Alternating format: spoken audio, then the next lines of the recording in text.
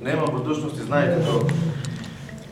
Šta je održalo ove naše hrabre pradedove, dedove, naše pretke, da izađu na Megdan mnogobrojčanijoj vojsci i da joj nanesu takav poraz koji se ne pamti. Pa su turski vojnici u panici brže bolje bežali ka Ovčem polju, ka Skoplju i Bitolju. Njih je održala, drage braće i sestre, vera u Boga. Jer su oni pred ovu bitku imali moleban u crkvi, u Starim Nagoričanima, a imali su moleban u Sabornoj crkvi u Beogradu, koji je služio mitropolit srpski Dimitrije.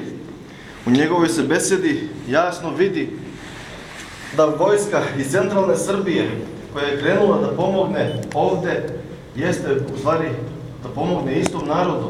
I on u besedi kaže: ne idemo u tuđinu, idemo u domovinu, idemo braći svoje da pomognemo, idemo u gašena ognjišta naša da ponovo da upalimo, da isteramo bezbožnog nasilnika. Jasno se, draga braće i sestre, vidi da je u stvari bio isti narod. Neka bi svi ovim našim dedovima, pradedovima, hrabrim borcima koji su dali svoje živote, Bog oprosti svaki greh, voljni i nevoljni, da ih nastani u carske odaje, a njemu i svima svetima svaka slava, čast i poklonjenje, sada i uvek i sve vekove. Amin. Bog mi prosti.